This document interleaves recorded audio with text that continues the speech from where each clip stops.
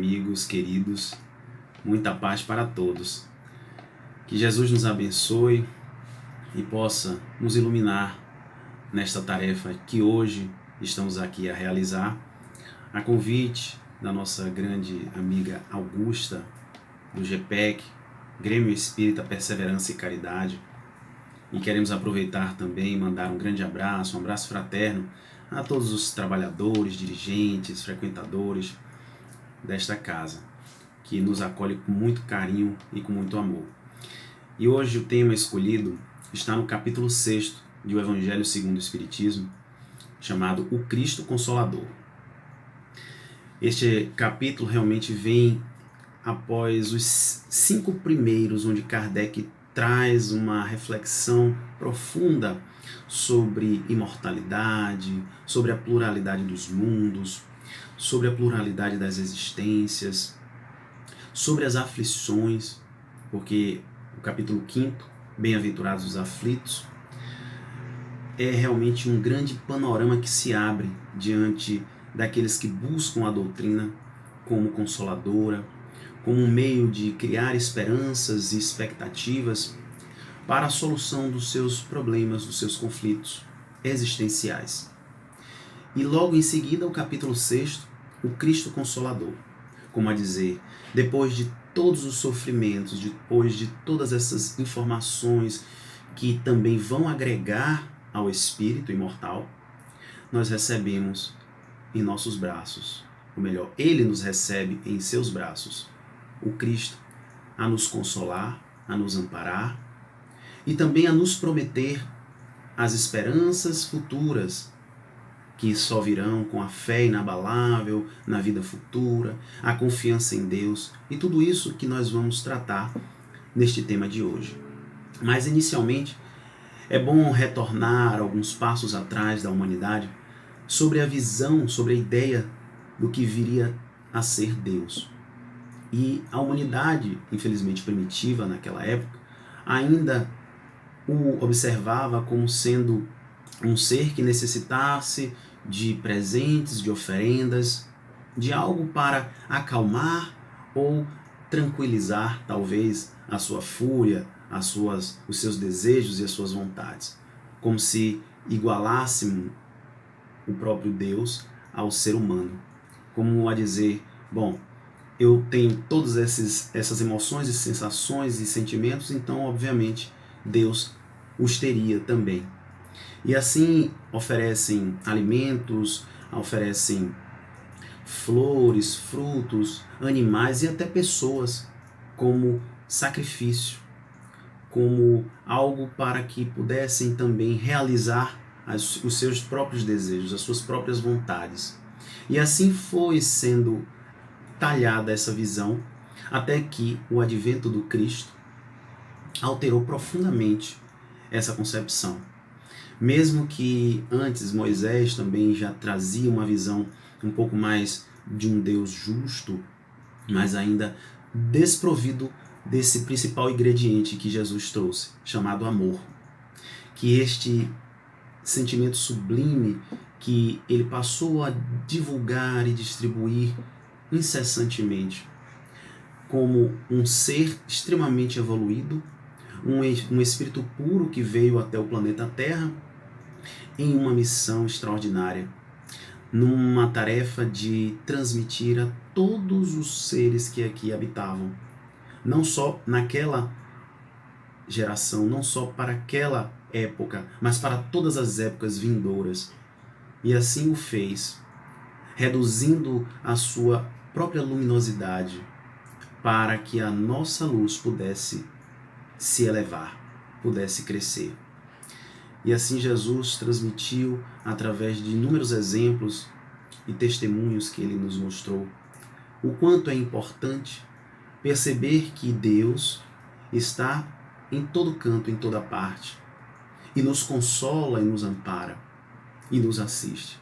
Mas ainda assim, numa visão primitiva da própria humanidade, era difícil conceber como esse Deus poderia nos colocar realmente nessa condição nessa condição mais elevada do ponto de vista espiritual, uma vez que ainda estávamos tão preocupados com a vida terrena. Mas essa visão do Cristo foi prosperando, se desenvolvendo e crescendo a cada dia mais. E até hoje estamos aqui a colher os louros, a colher os frutos benéficos desta semeadura que o Mestre nos concedeu. E assim como o próprio Consolador que Jesus o foi, ele nos mostrou também a possibilidade de vir um novo Consolador. E é interessante que no capítulo 1 do Evangelho segundo o Espiritismo, Kardec vai colocar o seguinte, no item 9. O Cristo foi o iniciador da mais pura, da mais sublime moral, da moral evangélico-cristã, que deve renovar o mundo, aproximar os homens e torná-los irmãos. Daí já temos os primórdios dessa visão de fraternidade, de solidariedade, que a humanidade recebeu do alto, através do Cristo, para iniciar também a sua marcha rumo à renovação moral e espiritual. E assim o Cristo vai apresentando também todas as possibilidades que aqueles que abraçarem esta nova transformação, essa nova caminhada, terão a receber. E ele continua, Kardec, que deve fazer brotar de todos os corações a caridade e o amor do próximo, e estabelecer entre os humanos uma solidariedade comum. Aqui já fica claro também que, independente de religião, independente de religiosidade, estaremos todos reunidos num futuro próximo sob a bandeira da solidariedade, do amor, que haverá de congregar todas as criaturas, independentemente de raça, de credo, de opções e decisões pessoais, sociais, políticas, enfim, mas sim por conta de um único fator, que é o principal agregador, que vai reunir as criaturas sob o manto divino, e assim estaremos também nos observando uns aos outros de forma solidária, nos colocando no lugar daquele que esteja mais necessitado, mais carente. Enfim, estaremos entrelaçados de forma amorosa, fraternal e solidária.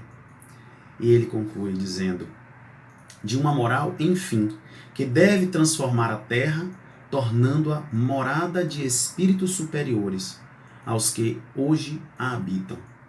Então, o projeto evolutivo do planeta Terra já havia iniciado há muito tempo. O Cristo veio dar continuidade, veio dar prosseguimento àquilo que o Pai já havia determinado. E assim como o Cristo estava, e ainda está, obviamente, sintonizado e conectado perfeitamente com o Criador, ele transmitiu essa mensagem, demonstrando a todos nós, irmãos menores, porque o Cristo é como um irmão mais velho, um espírito que já viveu diversas experiências, que já teve todas as oportunidades e aproveitou cada uma delas e chegou aonde chegou. E ele veio nos mostrar qual o melhor caminho, veio nos dizer qual o melhor roteiro que devemos segui-lo, para que assim sejamos também bem-sucedidos, respeitando o livre-arbítrio, respeitando as decisões íntimas e individuais de cada um, mas sabendo sim que ele sempre estará a nos esperar, a nos aguardar, como a dizer, estou aqui presente, não importa o que aconteça, porque diante da sua compreensão muito mais dilatada sobre a vida, sobre a eternidade, sobre o universo, sobre Deus, ele também nos coloca como aqueles irmãos que ainda estão em aprendizado, que necessitam também de muita atenção, de muito carinho, de muito cuidado, porque assim como aqueles irmãos mais jovens, que às vezes cometem equívocos e erros, o irmão mais velho, mais consciencioso, mais maduro, procura aconselhá-los, procura redirecionar os seus passos. E assim aqueles que buscam este auxílio, receberão, porque é a lei do progresso. Estamos aqui para avançar cada vez mais nessa jornada evolutiva. E o Cristo é como um farol a nos iluminar o tempo inteiro, demonstrando qual o caminho que podemos seguir. Claro que esse caminho não está livre de percalços. Não estaremos isentos de dificuldades, de problemas, de sacrifícios, de renúncias, de testemunhos, porque isso também faz parte do processo para que a humanidade avance, para que a própria espiritualidade também esteja ao nosso lado a nos acompanhar, verificando, percebendo, observando o nosso aprendizado, para que no futuro sejamos também capazes de auxiliar aqueles que ficaram para trás, aqueles que deixaram de marchar, de andar, por diversos fatores. E nós vamos ver também, porque a própria doutrina espírita já nos oferece as ferramentas para não mais permanecermos estagnados, paralisados. Do ponto de vista espiritual, recebemos sim do alto esses recursos para o nosso próprio desenvolvimento. Então, saber o porquê de estar aqui neste planeta, quais são as razões dos sofrimentos, qual a nossa origem, qual a nossa destinação, tudo isso Jesus veio nos mostrar. Claro que à época ainda não estávamos preparados para tanto, por conta ainda da ignorância, das dificuldades e limitações inúmeras e que por vezes até hoje continuam em muitos espíritos, que ainda recalcitrantes não querem ou não desejam se aperfeiçoar. Mas é da lei. A lei divina é lei de progresso. E essa lei está aí para todos. E todos estão submetidos a ela. Mais cedo ou mais tarde, seremos convidados, ou de uma forma ou de outra, a crescer, a nos desenvolver. Então, essas novas programações, renovações, trazidas também através da própria doutrina, nos fizeram hoje perceber que a vida é muito mais do que aquilo que imaginávamos. Que não é só dor, sofrimento, misérias, angústias, mas sim esperanças, consolações, progressos, felicidades e com certeza muitas alegrias para os nossos corações. E é claro que no Evangelho, ou melhor, no Livro dos Espíritos, Kardec faz uma pergunta clássica, muito conhecida, que está na questão 625, quando ele questiona aos benfeitores: qual o tipo mais perfeito que Deus ofereceu ao homem para lhe servir de exemplo, de guia e modelo? E os benfeitores respondem de forma muito sucinta, a menor resposta de todo o livro: Jesus. Vide Jesus. Vede Jesus. Então, é essa a nossa grande expectativa, o nosso grande parâmetro é Jesus. O nosso guia e modelo que está sempre a nos orientar, a nos mostrar qual o roteiro que devemos seguir. Que nos deu essa visão mais ampliada do Criador, da vida, do mundo. E que todos nós podemos sim, a partir dessa nova dimensão espiritual, redimensionar também as nossas vidas, redimensionar os nossos propósitos, as nossas buscas, para que possamos no futuro encontrar essa paz e essa felicidade que tanto desejamos, por conta do próprio Mestre, que nos apresentou nele mesmo, porque Jesus é o reflexo desse amor divino, é o reflexo dessa paz divina prometida, é o reflexo dessa felicidade. Aí a gente se pergunta, mesmo passando tudo que ele passou? Sim. Em nenhum momento ele se revoltou, em nenhum momento ele se questionou, se queixou. Ele orou, agradeceu e pediu a compaixão e a misericórdia divina diante de todos nós, que não sabíamos o que estávamos fazendo contra ele. Então, Jesus não veio destruir a lei de Deus. Jesus veio dar cumprimento, dar prosseguimento a esse projeto evolutivo do nosso orbe, no qual todos nós também temos o compromisso e o comprometimento, a responsabilidade de contribuir, de colaborar com a nossa parte, com a nossa experiência, com os nossos bons e melhores sentimentos, para que no futuro possamos também colhê-los, colher o melhor em relação a tudo isso. Então, o Consolador prometido por Jesus é essa doutrina, é essa possibilidade hoje de conhecimento da espiritualidade, de nós mesmos, de saber aquilo tudo que nós até então não conhecíamos, porque o mundo ainda não estava preparado para conhecer. Quando Jesus trouxe a boa nova, quando Jesus trouxe o Evangelho. O Evangelho, naquela época, não alcançou a todos, porque ainda estávamos endurecidos, muito mais do que hoje, é claro. Mesmo assim, a boa nova permaneceu, continua até hoje, distribuindo também os frutos que a própria humanidade hoje já se encontra mais madura para receber, já se encontra mais em condições de acolher. Aquilo que Jesus disse e que na época não foi compreendido, hoje a doutrina já nos esclarece, já nos apresenta de uma forma muito mais iluminada, sem o véu da ignorância, da escuridão, do próprio materialismo que ainda era muito mais forte. E tudo isso foi sendo possível com o avançar dos séculos.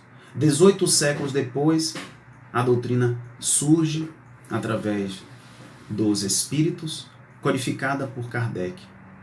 E mesmo assim, há 163 anos atrás, hoje, passados esse período, ainda estamos meio que também engateando, caminhando a passos lentos. Muito embora esse progresso seja inexorável. Não há como recuar, não há como voltar atrás, somente daqui para frente. Porque o que veio a doutrina apresentar, senão o próprio cristianismo, chamado de redivivo, renascido, por assim dizer, relembrando, reavivando em nossas mentes a mensagem do amor imortal trazida pelo nosso Mestre amado Jesus. E assim fizemos, desde então, buscando, aos poucos, esta consolação também, que a própria doutrina vem nos apresentar de uma forma muito mais objetiva. Então, Jesus foi o primeiro grande consolador, a doutrina foi o outro. E até hoje está demonstrando para nós, sim, aquilo tudo que ainda precisamos aprender. Aqueles passos que ainda não conseguimos dar em razão do nosso aprisionamento ao nosso próprio orgulho, nossa vaidade, ao nosso egoísmo. Então, ainda sofremos e passamos pelas misérias e decepções da vida e imaginamos que não há solução a não ser aqui no mundo físico, que não conseguimos alcançar, que não conseguimos descobrir, porque quanto mais nos aprofundamos na vida física, nos afastamos de Jesus, nos afastamos de Deus, nos afastamos dessa consolação prometida pelo nosso Mestre, que está não nas coisas da vida humana, mas sim na fé inabalável, na vida espiritual, na confiança em Deus, na confiança no Criador. Então, perceber que a vida continua já nos consola por demais. Já de início de conversa, porque saber que tudo isso que nós estamos vivendo hoje não se acabará. Que os sentimentos que temos uns pelos outros, pelos nossos familiares, pelas buscas que estamos realizando, que às vezes são interrompidas, seja por um acidente, uma morte repentina, ou um afastamento, um corte que há e que não descobrimos o porquê nem o para quê, mas a doutrina vem nos dizer que talvez não estivéssemos em condições ou preparados para aquilo e que teremos novas chances, novas reencarnações, novas existências para assim realizá-lo, para dar continuidade, porque as reencarnações são solidárias. Se hoje estamos aqui, hoje nessa condição, É porque já iniciamos um plantio, uma tarefa, uma experiência passada e estamos hoje dando prosseguimento. E buscamos sim, nessa fé no futuro, nessa fé em relação à vida espiritual, à vida imortal, também a continuidade da nossa caminhada. A confiança em Deus, como vai nos dizer também Paulo na sua carta aos Hebreus, que a fé é a certeza das coisas que se esperam e a prova das coisas que não se veem. É a fidelidade ao Pai, ao Criador. Saber que nesta relação, onde há confiança, onde há fé, onde há essa certeza, não há espaço para qualquer equívoco, não há espaço para qualquer falha, porque estamos dando o melhor de nós, estamos retribuindo, ou melhor, oferecendo ao Criador, que sempre nos dá também o seu melhor, constantemente. Ainda que não sejamos aparentemente merecedores, ainda que estejamos nas sombras da ignorância, da brutalidade, do desamor, do egoísmo, Deus não deixa de amar cada um de seus filhos e nos oferece sempre aqueles recursos que precisamos para sair dessa condição, para nos afastarmos dessas sombras, desses abismos que são cada vez mais aprofundados por conta ainda desse desconhecimento. Por isso que Jesus disse: vinde a mim, todos vós que estáis cansados e sobrecarregados, e eu vos aliviarei. Tomai sobre vós o meu jugo, e aprendei de mim, que sou brando e humilde de coração, e encontrarás o descanso para as vossas almas, porque o meu jugo é suave e o meu fardo é leve.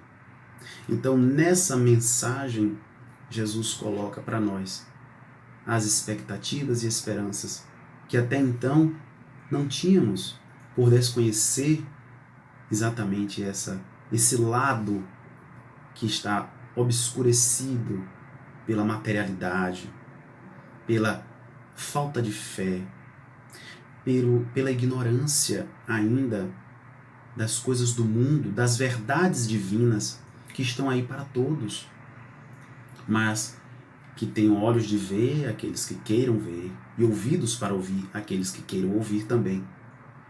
E depende muito de buscarmos essa libertação, de saber entender que esse jugo leve e fardo suave tem também uma significação muito grande.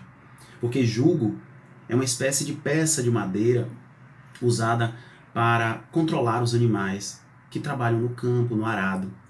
Então, é como que o agricultor que coloca no animal para que ele possa revolver a terra, para que ele possa realizar futuramente o plantio. E para que o animal não saia daquele roteiro, não saia daquele caminho. Então esse roteiro, esse jugo, nada mais é do que a própria lei, a lei de amor, que Jesus veio em espírito e em verdade para nos apresentar, para nos dizer que sem essa lei de amor, sem o conhecimento deste sublime sentimento, jamais conseguiremos ser consolados, jamais conseguiremos nos libertar de nós mesmos, para que sejamos no futuro espíritos mais iluminados, benfazejos, encaminhados para o Deus de amor e de bondade que acolhe a todas as criaturas. Então, o desconhecimento dessa lei faz com que esse jugo não seja mais leve, mas sim pesado, porque estaremos agindo assim como animais que colocam um tapa-olho, que ficam amarrados e sem conseguir se movimentar. Enquanto que o fardo suave nada mais é do que a observância dessa lei. Porque fardo, imaginamos que seja algo pesado também, difícil de carregar. Mas quando observamos essa lei, temos conhecimento dela, do seu jugo, dessa lei de amor. E temos também a capacidade de observá-la em toda a sua plenitude, em toda a sua inteireza. Vamos agir de maneira diferente uns com os outros. Vamos nos colocar no lugar daquele que sofre, daquele que passa pelas suas misérias e dificuldades. Assim como também vamos passar a compreender melhor as nossas misérias e dificuldades, e as misérias e dificuldades humanas que são inerentes a essa condição do planeta na qual hoje habitamos e que precisamos também para o nosso aperfeiçoamento moral e intelectual. Então, perceber que a assistência do Cristo é permanente e contínua e que não há qualquer possibilidade de recuo, mas sim em relação a nós. Como é que nós estamos lidando com aquilo que está sendo oferecido pelo nosso Mestre, por Deus? Como é que nós estamos absorvendo e recebendo esse jugo e esse fardo? Será que está sendo pesado? Será que está sendo ainda penoso por conta das nossas escolhas que fazemos aqui no mundo e pelo mundo, ao invés de fazermos escolhas enquanto espíritos imortais e em razão da imortalidade? São questionamentos que precisamos fazer para reavaliar também o nosso processo hoje reencarnatório que temos e buscar entender também que essa consolação ofertada pelo Cristo aos aflitos é inerente à nossa condição de espíritos em ascensão, em iluminação que somos, para que um dia possamos também nos perceber que estamos aqui para melhorar, dar o nosso máximo sempre. E o Espiritismo vem abrir os nossos olhos para isso. Vem abrir os nossos ouvidos com uma linguagem diferenciada, objetiva, clara, demonstrando também que existe um fim útil para cada sofrimento, para cada angústia, para cada desespero. E existe uma causa também. E esta causa é justa, porque se Deus é justo, esta causa também é justa.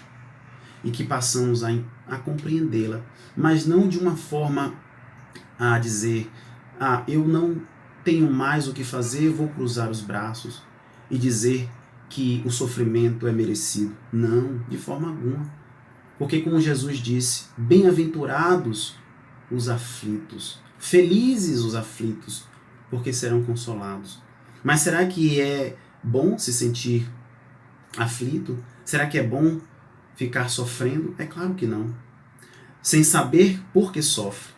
Porque quando passamos a descobrir o porquê do nosso sofrimento, a vida já toma um novo ar, uma nova direção. E passamos a trabalhar em razão disso, para o nosso próprio bem.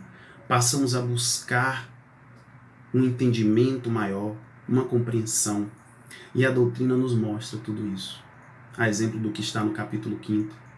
Bem-aventurados os aflitos, causas anteriores e atuais das aflições. Tudo isso esclarece também um pouco dos nossos sonhos, desejos, vontades, do porquê que nós estamos aqui no planeta Terra, para onde nós vamos, por que o sofrimento é necessário para curar também e depurar o próprio espírito que está vivendo uma experiência que não pode se afastar dessa experiência que é necessária. E os espíritos iluminados também sabem disso. Nossos anjos de guarda, nossos guias, mentores, eles sabem que estão ali do nosso lado para nos acompanhar, mas sabem também que essa experiência é individual e que há necessidade sim de vivenciá-la na sua completude. Porque às vezes a gente imagina, porque o espírita tem o conhecimento do Evangelho e por isso não sofre ou não deveria sofrer. Não, estamos enganados. Estamos enganados.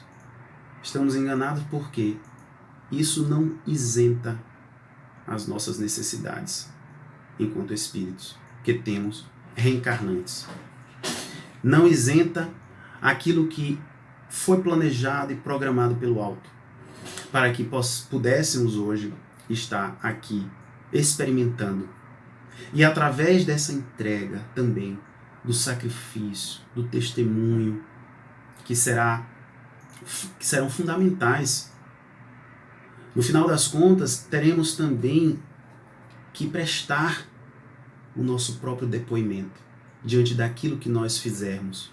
Porque a nossa vida é que representará, as nossas ações é que representarão, sim, os destinos que tomaremos os caminhos que vamos assumir no futuro. Então, como viver de outra forma, senão buscando esse conhecimento? Para que a gente possa também ter uma visão mais ampliada, não só da vida física, mas também da vida espiritual.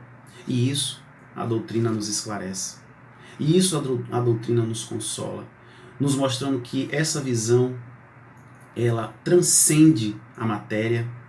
E quando nós temos essa perspectiva, vamos também agindo de outra forma. Vamos também pensando de outra maneira e passamos também a nos transformar intimamente. Os nossos próprios sentimentos. Perceber que essa visão horizontal, ainda genérica, mediana, não nos dá a fortaleza, não nos dá a capacidade de nos manter erguido diante dos desafios. Mas quando erguemos o olhar e percebemos através dessa visão vertical do que existe, do que está por vir, nos tornamos muito mais fortes, muito mais equilibrados, muito mais harmonizados perante todo e qualquer desafio. Daí dizer que o sofrimento existe, as dores, mas que nós poderemos sim atenuá-los, amenizá-los, de acordo com a nossa vontade, o nosso conhecimento sobre cada um deles. Então o Espiritismo cumpre aquilo que Jesus prometeu, nos informa todas essas perspectivas e nos convida também ao conhecimento da lei divina, nos convida a presenciar e assimilar a fé e a esperança que o Cristo veio nos mostrar. Mas assim, o que seria consolação? Vamos nos perguntar agora. Será que consolar é o mesmo que se acomodar? É dizer, eu sei que Jesus está nos ajudando, nos auxiliando, é o governador espiritual do nosso orbe. Eu sei que Deus, o nosso Pai de amor e bondade, também sempre está do nosso lado, nos amparando. Então, por isso, quando eu estiver sofrendo, vou cruzar meus braços, sentar e esperar. Não. Essa não é a proposta divina. Essa não foi a proposta que Jesus nos trouxe. Muito embora alguns possam imaginar que nas bem-aventuranças ele coloca exatamente dessa maneira. Mas, em verdade, Jesus nos propõe um desafio. Nos coloca a importância e a necessidade de buscar, de nos movimentar no sentido de ir até Ele, no sentido de ir até Deus, para assim realizar a tão falada reforma do Espírito, para que sejamos consolados, sim, mas também alcançar a nossa libertação, a nossa emancipação, para fazer de nossas almas, hoje, aquela que se tornará, no futuro, um espírito muito mais consciencioso, muito mais assenhoreado e apropriado daquilo que hoje está aprendendo enquanto espírito. Então, buscar esta consolação é também ir avante, como muitas traduções dizem a respeito das bem-aventuranças. Avante os pobres de espíritos, avante os brandos e pacíficos, avante os que têm fome e sede de justiça. Ou seja, caminhemos, andemos para frente e para o alto, para receber a consolação, para pensar que esta consolação ela é proporcional também à nossa boa vontade. Assim, demonstrou Jesus também nas suas curas, nos milagres, quando ele, em frente a Betesda, ele vê aquele homem paralítico estirado no chão, como muitos de nós, às vezes, esperando que caia do céu algo que a gente está esperando, desejando, sem nos movimentarmos, paralisados, literalmente. Aquele homem era um paralítico, do ponto de vista físico. Mas essa paralisia que nós devemos interpretar é paralisia espiritual. quando recuamos diante dos desafios, da proposta reencarnatória que recebemos e esperamos que algo aconteça. E naquele momento Jesus o consola e diz a ele: levanta-te e anda, e toma o teu leito, caminhe, vá em frente, não fique mais parado, não fique mais esperando o tempo passar. Essa consolação é dinâmica. Essa proposta do Cristo é no sentido de buscarmos também o nosso progresso, a nossa melhoria. Assim como ele disse também para aquela mulher adúltera, disse para ela: vá e não peques mais. Perguntou para ela: onde estão seus acusadores? Ela responde: não estão mais aqui. Ele disse: eu também não te condeno. Vá e não peques mais. Então, esse adulterar pode ser traduzido como sendo também uma forma de desviar o nosso sentido maior da vida, desviar a nossa conexão divina e assim nos perdermos entre os processos inúmeros daqui da vida física. Não adulterar no sentido de homem e mulher, do relacionamento, mas adulterar em relação à nossa relação divina, a nossa relação com Deus. Como será que nós estamos hoje lidando com tudo isso? Como será que está sendo a nossa retribuição, a nossa parte diante do que Deus nos oferece, diante do que o Pai nos dá enquanto espíritos que estamos aqui em evolução, em crescimento? Como é que nós estamos hoje querendo viver a vida que está por vir? Será que nós já queremos também modificar os nossos passos, fazer da nossa vida também esse testemunho diante do Pai, diante do Cristo? E isso a doutrina nos ensina. A doutrina nos ensina que o equilíbrio, que a paz e a maturidade são proporcionais também ao nosso estágio evolutivo, ao nosso estágio de adiantamento moral, para que a gente não vá pecar ou permanecer paralisado. A gente depende também de buscar dentro de nós esses recursos divinos em prol do nosso crescimento, em prol daqueles que estão ao nosso redor. E essa consolação se espalha para todos os lados, para todos os cantos, e demonstra também para nós que é possível. Não importa o que esteja acontecendo, não importa hoje a vida que a gente esteja levando, é sempre possível se renovar, se transformar, reagir, se movimentar, para que essas consolações também produzam efeitos. Porque nem Deus nem Jesus se recusam de nos auxiliar, mas nós é que nos recusamos de receber o auxílio. E observe o que diz Emmanuel no livro Fonte Viva, no capítulo 5º, intitulado Consegues Ir? E ele usa um trecho desse texto de Jesus, Vinde a mim, que está em Mateus, capítulo 11, versículo 28. E ele diz: todos ouvem as palavras do Cristo, as quais insistem para que a mente inquieta e o coração atormentado lhe procurem o regaço refrigerante. Então, todos recebem, a maioria, por assim dizer, recebe essas palavras do Cristo e buscam e colocam como um regaço refrigerante, ou seja, querem se sentir acolhidos, querem estar ali acomodados, protegidos. Mas observe o que ele continua dizendo: contudo, se é fácil ouvir e repetir o vinde a mim do Senhor, quão difícil é ir para ele. E ele coloca entre aspas, ir para ele. Então é essa a proposta do Cristo, de que possamos ir até ele. Afinal de contas, o que foi que ele disse? Eu sou o caminho, a verdade e a vida, e ninguém chegará ao Pai se não passar por mim.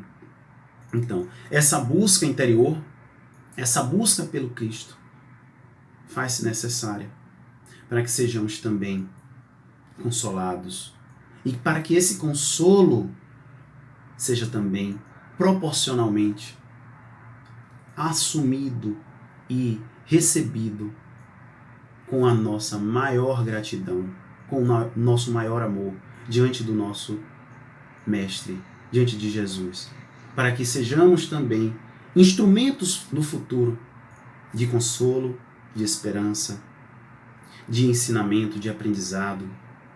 E é isso que Jesus veio nos mostrar. A nossa capacidade não se esgota na condição que hoje temos. Podemos fazer muito mais, ele já disse, vós sois deuses, podeis fazer o que eu faço e muito mais. Mas será que nós estamos indo até ele? Ele nos convida, venham até mim, todos vós que estáis cansados e sobrecarregados. Mas será que nós só queremos o consolo? Será que nós não queremos dar também a nossa parte, a nossa contribuição? E assim avançarmos na nossa decisão de transformação, de melhoria individual. Portanto, a transformação vai depender também. A consolação vai depender também da transformação do ser. Todos nós somos convidados à renovação espiritual. Todos nós somos chamados, já nos disse o Mestre, muitos serão chamados e poucos os escolhidos. Como é que estamos? Na condição somente de chamados ou já podemos nos dizer escolhidos? Será que nós já nos escolhemos também? Porque Deus escolhe a todos, Jesus também. Mas será que nós já nos escolhemos para ter a capacidade de avançar lado a lado uns dos outros? Então, o crescimento espiritual não acontece também só pelas dores. Vamos perceber que esta consolação que Jesus tanto nos promete e concede é também possível através do amor. Já nos disse Pedro em uma de suas epístolas que, acima de tudo, cultivai com todo ardor o amor mútuo, porque o amor cobre uma multidão de pecados. Então temos também a condição de nos melhorar, de receber esse consolo, de distribuir as bênçãos divinas, os recursos que recebemos em abundância através do próprio amor, que já existe em nós, mesmo que em estado de semente, ainda em estado de germe, para germinar em nossas vidas e germinar também nas vidas de todos os nossos irmãos, nos colocando nessa relação de fraternidade, de solidariedade. Por isso, o Espírito de Verdade diz também em uma de suas mensagens, nesse próprio capítulo, o Cristo Consolador: Espíritas, amai-vos, eis o primeiro ensinamento, e instruí-vos, eis o segundo. O que ele quer dizer com isso? Quer dizer da importância de buscarmos também o conhecimento, e não só esse conhecimento, mas também o sentimento.